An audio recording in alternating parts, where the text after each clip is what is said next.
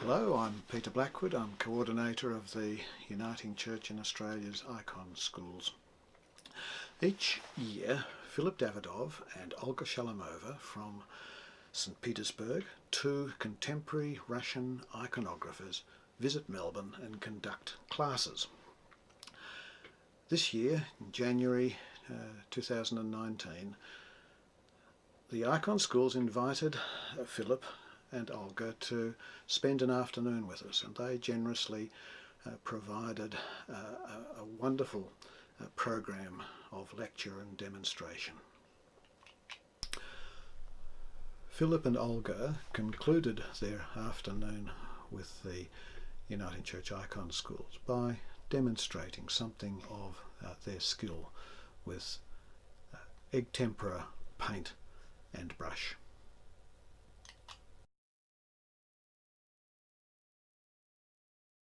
Well, what I wanted that we show, I guess is going to be Olga,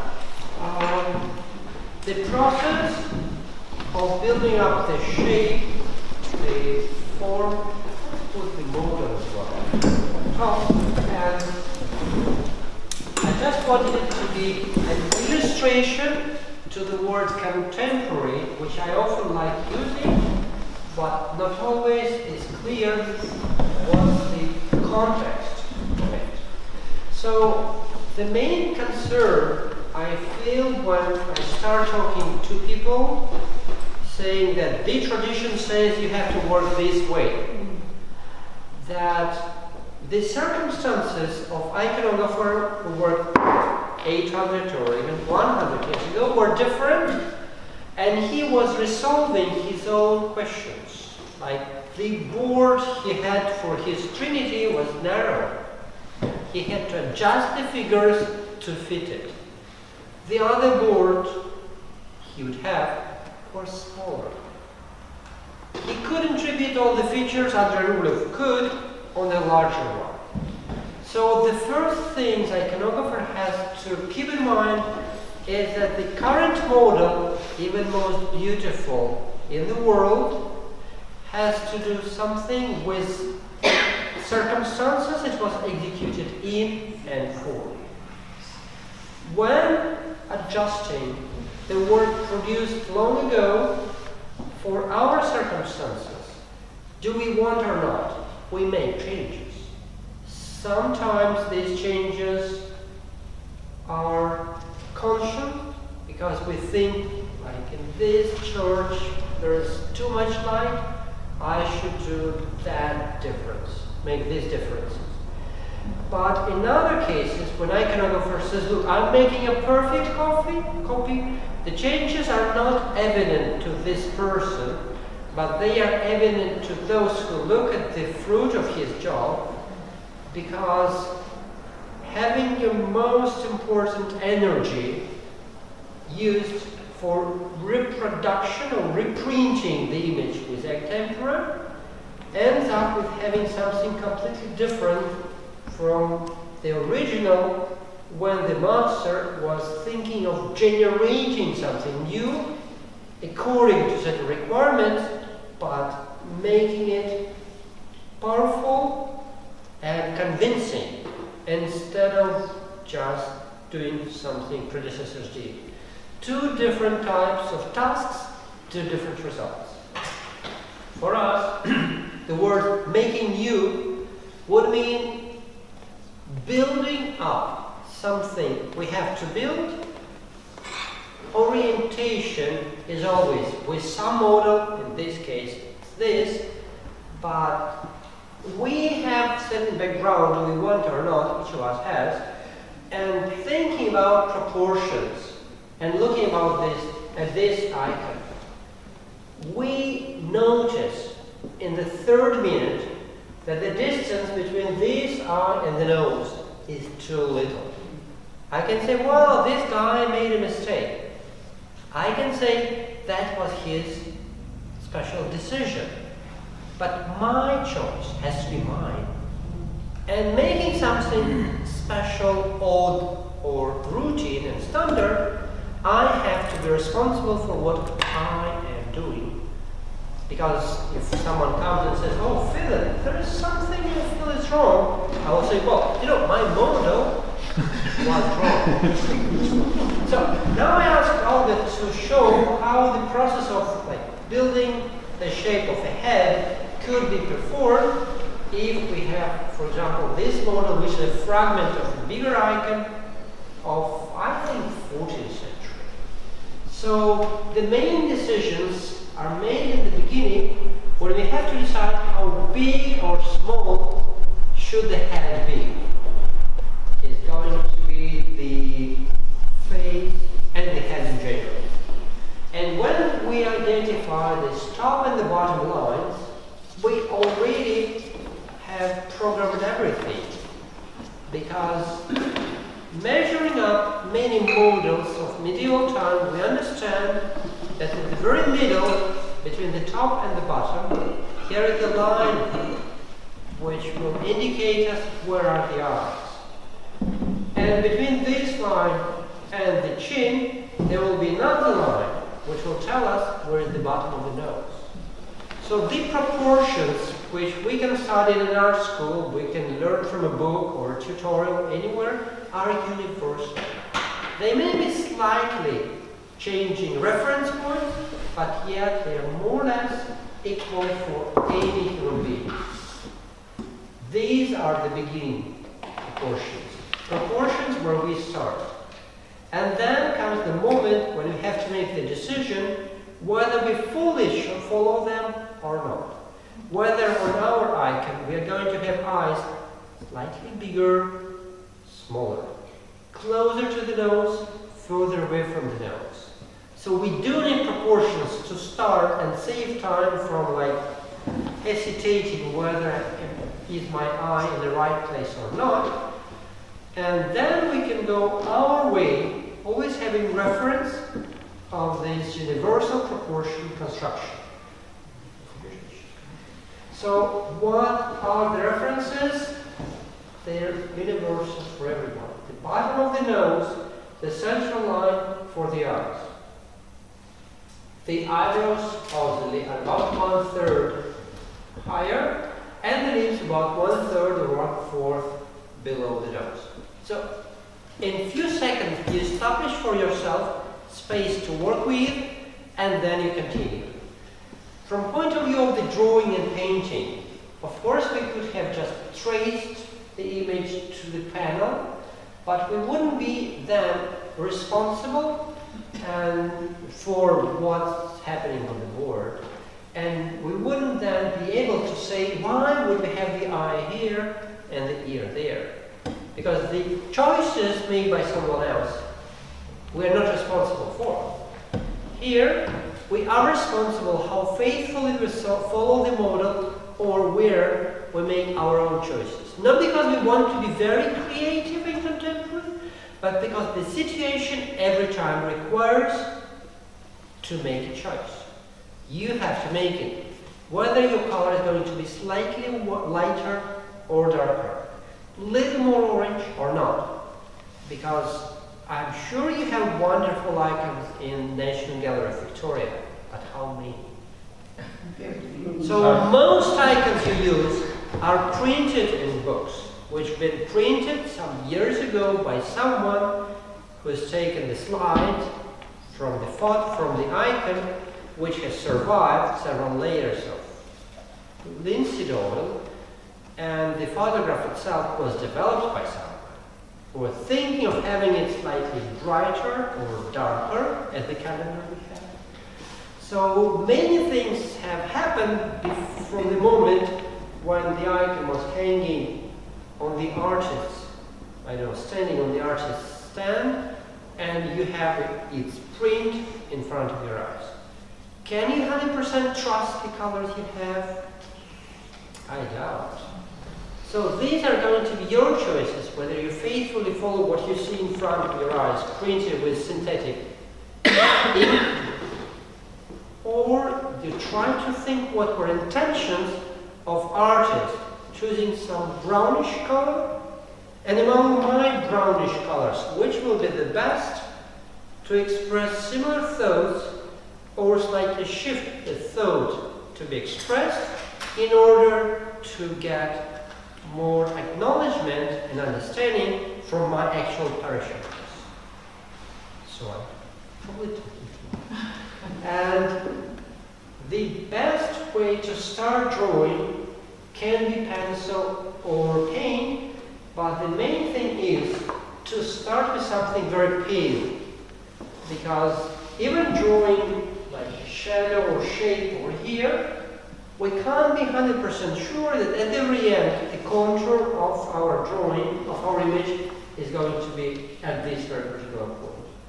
And therefore Olga has started with some satin color diluted with egg to give herself an idea of where the image is going to be, how the features are going to be connected to each other, and to the integrity of the paper in this case. So the next step usually is performed with a darker color, which now we can start calling an underpainting or real drawing, constructing the shadows or relief of the future image, which then gives a possibility for further development with highlights, some local colors, and shadows. Should I be saying something else right now? I don't think so. So that, I should say, the second approach of the drawing, and you may only have to do one more move with this similar color but a darker one in order to arrive to some concreteness in where you want the details or features to be. So first you don't know, but then step by step you identify with more and more concrete limits or placement for everything, bringing it to the light, depicting certain parts with the shadows describing them.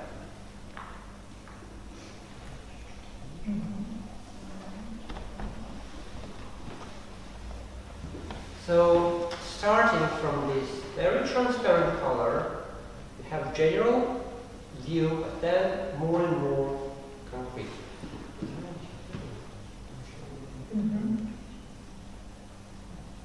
So, normally, work with an icon is, as I said, a long process. Our task is to show that technically, as many people love this word, it has to be something uncomplicated.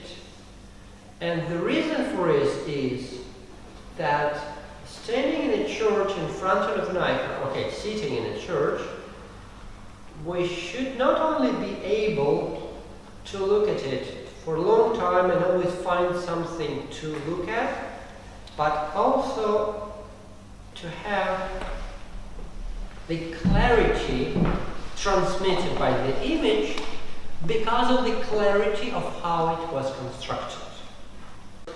It's like if I repaint one eye hundreds of times and I leave traces of my brushstrokes visible, someone who looks at the eye will have a confused understanding of what did I want to say. Because there will be kind of always shifting perception of my own where the eye at the end is going to happen.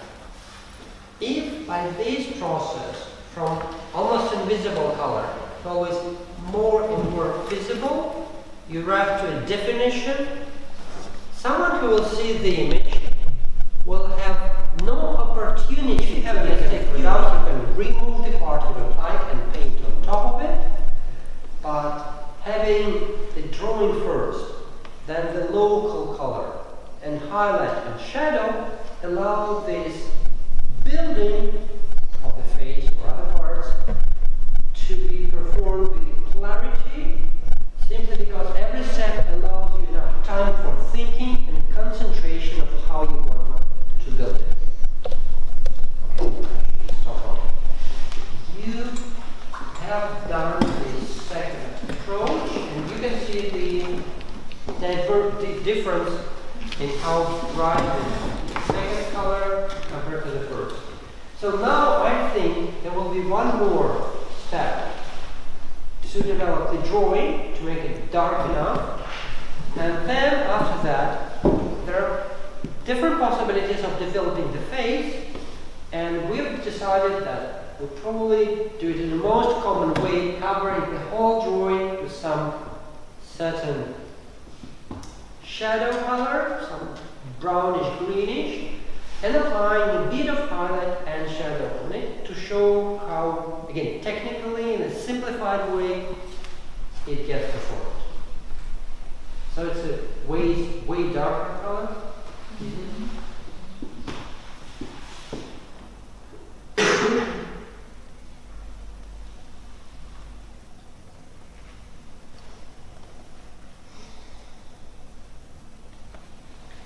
And the process of building always darker and darker shadows is not that we simply have to repeat it because it doesn't have enough density, but because it indeed gives a possibility to reconsider every step you make next, all the previous decisions you've made before, and pretend you don't see any mistakes if you want to correct that. Because having the stronger color, you automatically go on top of it and, let's say, overrule what's been done before. Yeah, the stronger color rules over what's done with a weaker one.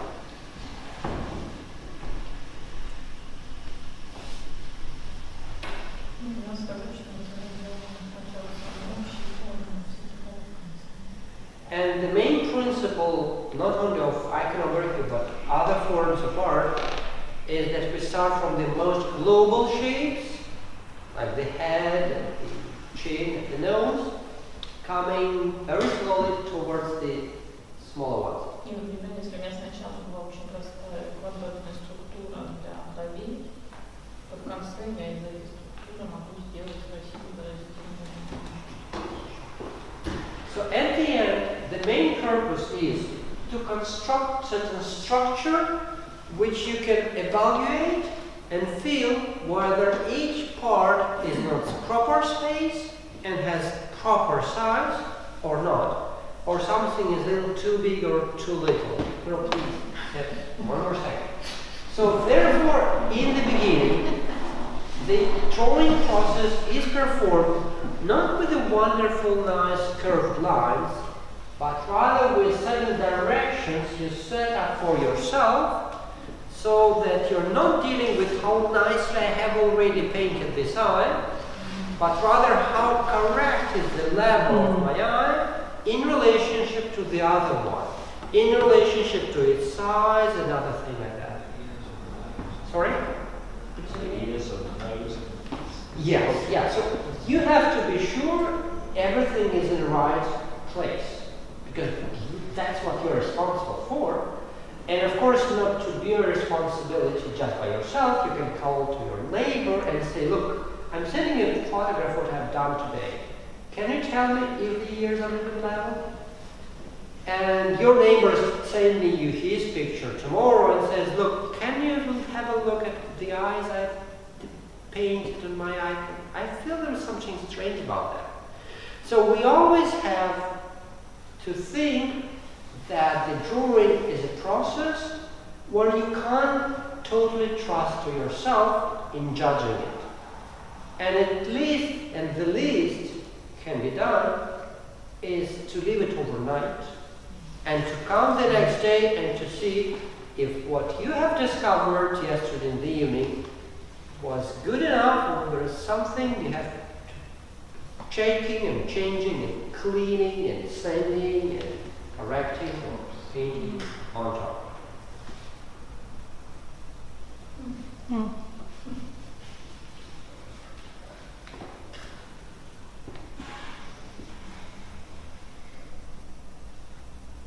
У меня очень мокрое, я не могу сейчас поснимать. Может быть, мы просто покажем рисунок, чтобы все знакомы.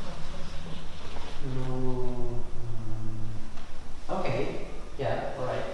Olga says that since this is a paper, it absorbs too much water, but it's really hard just to have enough time to get it dried up and glaze it on top and to make the highlight. Well, most of you having done this many times would know that the highlights are just applied.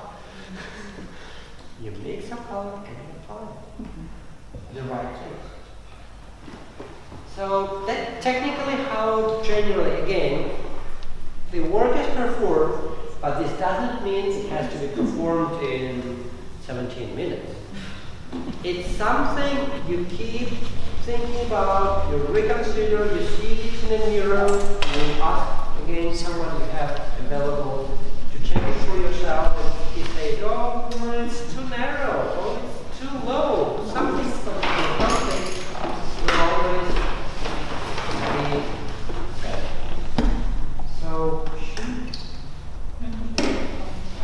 So now Olga is not going to glaze it, but just finishing the darkest part of the drawing. Probably will stop at this very stage. Sorry, well, I just want at least a little bit showing the highlight, but it doesn't really have any sense because that's probably the most inspiring part of the work and the hardest one as well. I have to confess it is. But without this hardest, sorry? Is that what you're saying, the highlights are the most inspiring? No, the drawing Oh, the drawing, is sorry. the hardest and the most inspiring. Because that's when you establish all your basement for the future building. But that's when you have to be most accurate about not making mistakes in the basement. Otherwise, the whole thing may at the end crawl if you make your leg to be too long, ears too long.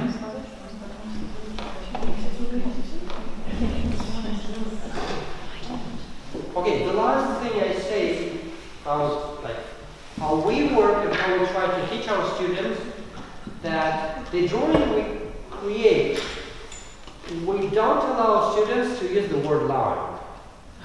To use the word Line. line. Yes.